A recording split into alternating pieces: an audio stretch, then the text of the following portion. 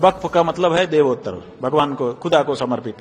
खुदा तो सीधे आके जमीन पे रहता नहीं है, वो जमीन पे रहने वाला चीज भी नहीं है। वही खुद ही कहते हैं कि काबा के ऊपर 7वें आसमान पे रहता है। मुसलमान एक तरफ सौगाते मोदी ले रहे हैं, तो जब सौगाते मोदी हाथ फैला करके आप ले रहे हो, सेवैयां बना के खा रहे हो, तो ये भी तो सौगाते मोदी ही है। लॉ एंड ऑर्डर की दृष्टि में हिंदू मुस्लिम नहीं होता है, लॉ एंड ऑर्डर की दृष्टि में दंगाई और निर्दोष होता है। देखिए, वक्फ जो है वो राजनीति की ही देन है। किसी समय राजनीतिज्ञों ने ही उसको मान्यता दे दी थी। विशेष करके जब भारत पाकिस्तान में अदला बदली हो रही थी, तो जो मुस्लिम यहां से जा रहे थे वो चालाकी कर रहे थे। क्या चालाकी कर रहे थे कि हम चले जाएं और हमारी जमीन हमारी ही रह जाए, तो हम वक्फ कर दे रहे हैं। तो बताइए, तो आप जा रहे हैं तो वहां जाके हिंदुओं की प्रॉपर्टी पे आप काबिज होंगे, तो आप यहाँ तो अपनी छोड़ के हिंदुओं के लिए जाइए। तो ये हिंदुओं के लिए छोड़ी जो जगहें थी उनको वो वक्फ कर गए, और वक्फ कर करके उस पर बोर्ड के माने मुसलमान ही काबिज हो गए। तो ये उनको फिर मान्यता भी दे दी गई, बोर्ड को मान्यता दे दी गई, सरकार ने उनके लिए एक नियम बना दिया, संरक्षण दे दिया।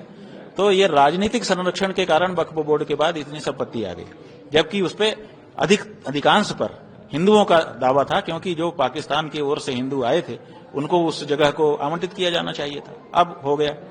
अब वक्फ का मतलब है देवोत्तर, भगवान को, खुदा को समर्पित। खुदा तो सीधे आके जमीन पे रहता नहीं है, वो जमीन पे रहने वाला चीज भी नहीं है। वही खुद ही कहते हैं कि काबा के ऊपर 7वें आसमान पे रहता है। तो वो तो वक्फ कर दिया आपने, उसको समर्पित कर दिया, वो तो कभी आके रहेगा नहीं। वो क्या करेगा, अपने बंदों को कहेगा कि आप यूज करो, माने मुस्लिम समाज के हक में उसका उपयोग होना चाहिए। अब वक्फ बोर्ड से ऑडिट किसी ने कभी नहीं मांगा कि तुम्हारे पास कितनी कुल जमीन है, उसमें से कितना तुमने उत्पादन किया, कितना मुसलमानों के लिए उसको लगाया। कभी किसी ने 78 साल में कोई ऑडिट ऐसा नहीं हुआ। आपने सचमुच उसका उपयोग किया कि नहीं? 12 साल तक अगर कोई खेत परती रह जाता है तो ये राज्य की सरकारें उसको राजसात कर लेती हैं कि नहीं? परती रह जाने पर कि परती है, आप जोत बो नहीं रहे हैं इसलिए हम राजसात कर लेंगे।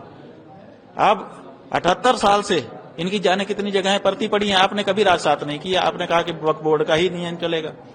अब आप राजनीतिक दृष्टि से संरक्षण देते रहे, अब राजनीति बदल गई, अब राजनीतिक दृष्टि से उसमें संशोधन करना चाह रहे हैं। संरक्षण भी राजनीतिक लोगों ने किया, संशोधन भी राजनीतिक लोग कर रहे हैं। मुसलमान ही इसमें कहीं ना कहीं कारण है।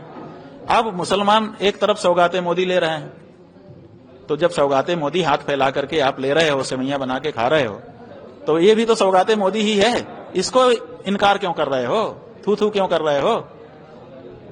ले लो।